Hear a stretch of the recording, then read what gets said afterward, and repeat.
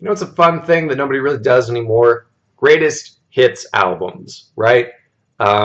People download music now, so they don't really do the greatest hits album because it's basically just a thing you could do anyway and make your own playlist. But I'm going to do it anyway. I'm going to make one for Avenged Sevenfold, one of my favorite bands, believe it or not. It started off as a guilty pleasure for me in college. My friends kind of gave me shit for it, but I got City of Evil, and I really enjoyed that album and just kind of kept going with the band as they made good album after good album. And they've made enough for a greatest hits album, and I think they deserve a greatest hits album. So I made one, and we're going to talk about it. There's a lot of ways to go about a greatest hits album. I made this a 2 disc set. The first disc is kind of the big hits. So um, these are the really big major label releases: City of Evil, the self-titled one, Avenged Sevenfold, and Nightmare.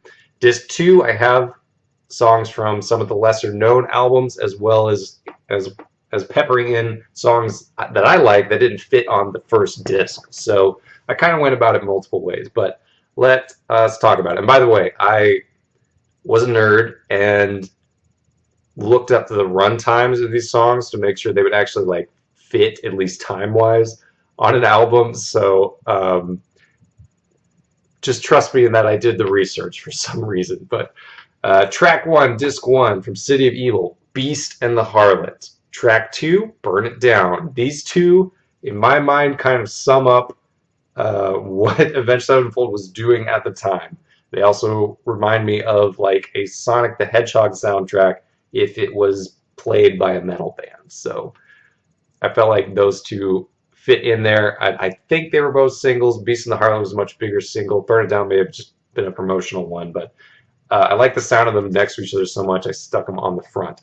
And we got track three, Bat Country, um, probably the biggest song on that album. Don't really have to explain why it's on this list. Number four, Seize the Day.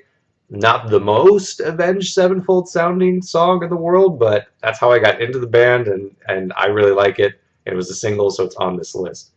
And the last one I have from City of Evil on disc one is MIA.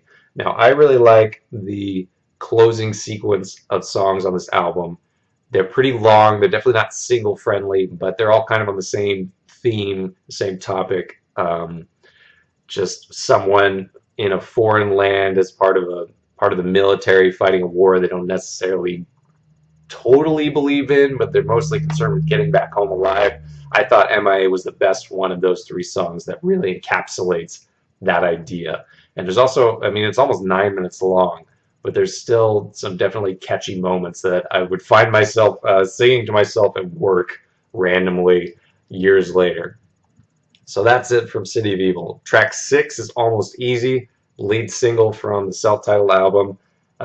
Good song I really like. Song that my girlfriend at the time thought had emo lyrics for some reason, but I also have Scream and Afterlife. Honestly, Afterlife especially is not my favorite song in the world. The singer, uh, the singer M Shadows gets a little nasally in some of the parts, and after repeated listens, like that's not the best thing in the world. But they were singles, so I felt like I had to include them. On the other end of the spectrum, track nine, at 8 minutes long, is A Little Piece of Heaven. Not a single. Yeah, definitely not something you could play on the radio for the most part. It's one of my favorite Avenged Sevenfold songs, and like maybe the song that encapsulates the band the best. And actually, now that I think about it, I think yeah, I think it was with AJ and Nate maybe from Pokemon Pals. We were talking about like what would be like one song you would try to give someone to get them into Avenged Sevenfold or see if like and we arrived on Little Piece of Heaven. I mean, if you tell someone to listen to this and they don't hate it, I mean, you would think there would be more Avenged Sevenfold they would like. It's a good testing song. So next from Nightmare, there's 5 songs. Nightmare was a really God. Nightmare might be their most complete album. Yeah, Yeah, it probably is. It's probably like front to back their most complete album.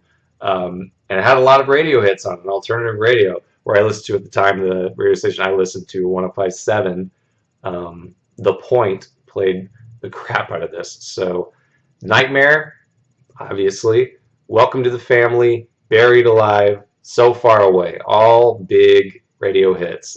Buried Alive, they definitely played at that station a lot. It was, I think the DJs even mentioned that, like, they hear these songs over and over again, and like Buried Alive was the song they like got into and even like played at home after work. Like that's how much they liked it, or at least I'm actually said they liked it. Now the last song on this disc, track 14, um, is Fiction from Nightmare, and I believe this is the last song from Avenged Sevenfold that features the voice of the Rev on it. They got like a vocal track from him before he passed away, or at least they found, maybe they got an email from him or found it in his belongings or something.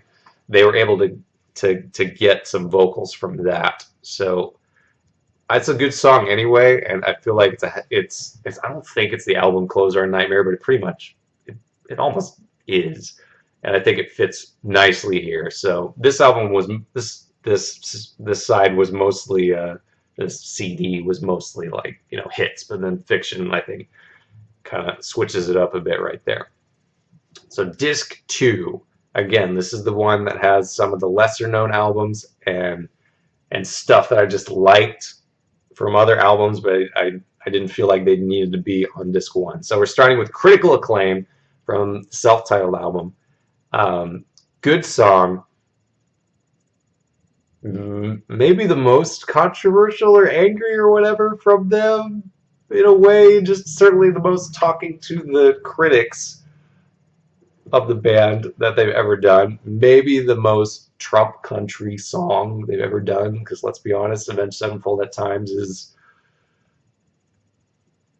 a little red state rock, but as we get on this list, we'll go over how they're not that. But um, Shepherd of Fire from Hail to the King, maybe the only good song from Hail to the King. I really didn't like Hail to the King. It sounded like them trying to be Metallica. It sounded like them devoid of the unique weirdness that the Rev brought. The only other song I have from Hail to the King on this is Hail to the King itself. It was the lead single. I feel like I have to put it on this thing. Like, maybe I could also put This Means War, but that's just a Metallica song, man. Next, I have Trashed and Scattered from City of Evil. It's a good song. Didn't fit in disc one. Moving on to The Stage. I have this on vinyl. I've never listened to it on vinyl, but I have it on vinyl. I have it as a CD as well, or a digital. I can't really remember. But I have The Stage, all 8.5 minutes of it. I have Goddamn, which kind of nasally too, but I think fits on this greatest hits album. And then I have Exist.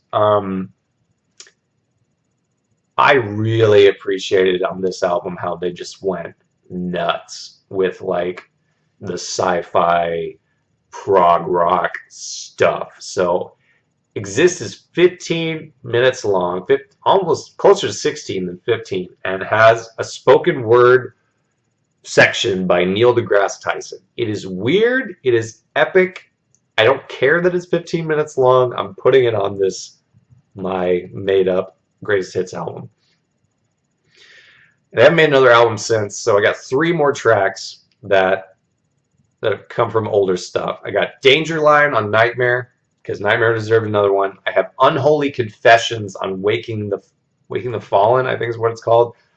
I never listened to that album, but it was their big hit before their big hits, so had to be on this thing. And then I have Dear God from Avenged Sevenfold. That album definitely messed with genres and was all over the place. Dear God is the one that feels like a country song, but there is a little bit of Avenged Sevenfold that is that, so or it appeals maybe even to that fan. So I think it made sense as the last track on the Greatest Hits album. So that is my Greatest Hits album for Avenged Sevenfold. If you're an Avenged Sevenfold fan and you feel that those picks are weird, leave a comment. If you're not an Avenged Sevenfold fan, listen to Nightmare. It's real good.